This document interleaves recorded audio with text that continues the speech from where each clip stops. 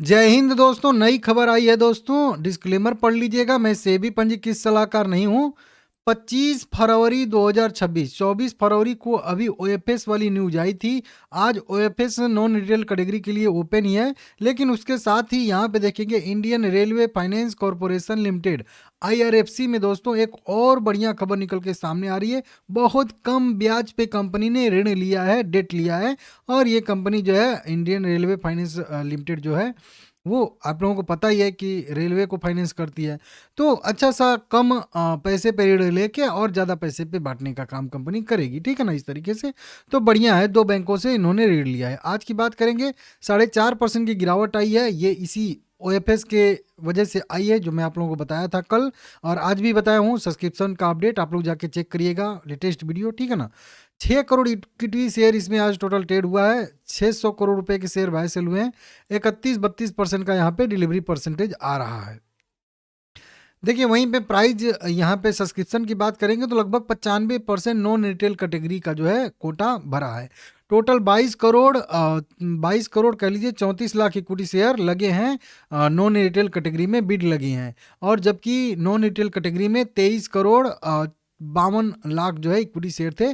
और ये भी केवल मेन मेन जो इशू साइज है उसका था, बेस कह लीजिए, बेस ऑफर साइज था। ग्रीन शू का तो छोड़ दीजिए, अभी और उतना था। तो केवल बेस इशू साइज का ही 95% सब्सक्राइब हुआ है, समझ रहे हो आप लोग। तो 5% जो बच जाएगा वो कल जो है, जो रिटेल कैटेगरी के लिए खुलेगा उनके जो है कैटेगरी में जाएगा। तो ये छोड़ देते हैं हम लोग। मेन न्यूज ये वाली है जिसको हम लोग इस वीडियो में कवर करेंगे। कंपनी क्या कह रही है? कंपनी कह रही है कि भारतीय रेलवे वित्त निगम लिमिटेड मतलब आईआरएफसी ने Sumitomo Mitsui bank corporation limited, gift city शाखा और MUFG bank limited gift city शाखा नई दिल्ली के संघ के साथ 400 मिलियन अमेरिकी डॉलर के बराबर JPY का बाहरी वाणिज्यिक उधार लिया है। ये वहाँ की करेंसी होती है, उस करेंसी में ऋण लिया है। सीधा सीधा समझिए कि इस न्यूज का मतलब है कि आईआरएफसी ने भाई सुमितोमो मुत्सई बैंकिंग के साथ और एक MUFG हैं बैंक के साथ, इनका जो गिफ्ट सिटी में शाखा खुला है। जो होता है ना कि एक दो बैंक खोले जाते हैं, एक इधर एक उधर, क्या तो उनका नाम कहलाता है, उस तरीके से। तो उनसे ऋण लिया है। मतलब ये दोनों बैंक विदेशी हैं, लेकिन इनकी जो भारत की शाखा है उस शाखा से इन्होंने 400 मिलियन डॉलर का कर्ज लिया है।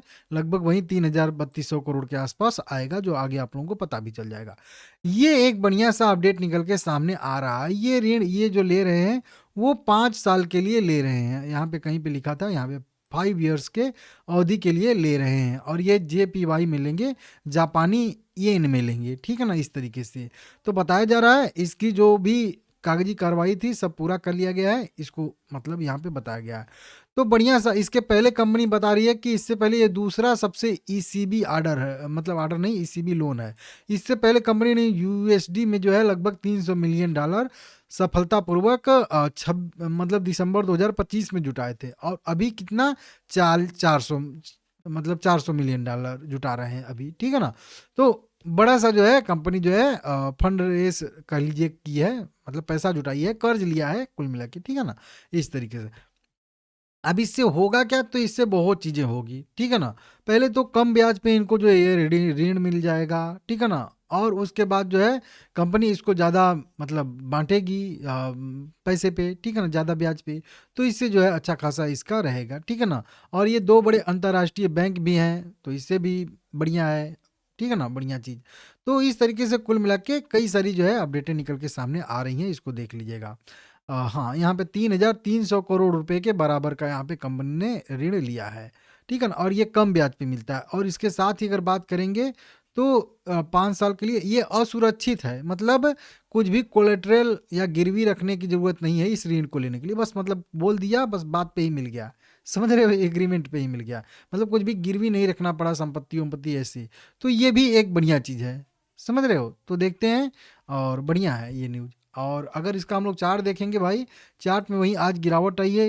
नीचे के साइड में अब इसका अगला सपोर्ट 95 रुपये के आसपास बनेगा, या कह लीजिए कि 98 रुपये से लेके 95 रुपये वाले जो है रेंज में यहाँ पे बनने वाला है। ये छोटा सा एक रेंज है, क्योंकि दो लाइन जब एक जगह पे आ जाती हैं, नीचे भी देखिए लाइन है, तो इसको अगर हम लोग रेंज बढ़ाएंगे तो ये रेंज यहाँ तक भी हो जाएगी, क्योंकि नीचे भी एक लाइन है। तो जब सट के दो लाइन आती हैं तो मैं इस तरीके से रेंज ड्रॉ कर देता हूँ, ठीक है ना। तो देख लीजिएगा, अभी भी इसमें कह लीजिए कि वहीं कल संभल गया ओएफएस के बाद तो ठीक है, नहीं तो थोड़ा बहुत दबाव अभी भी रह सकता है, ठीक है ना।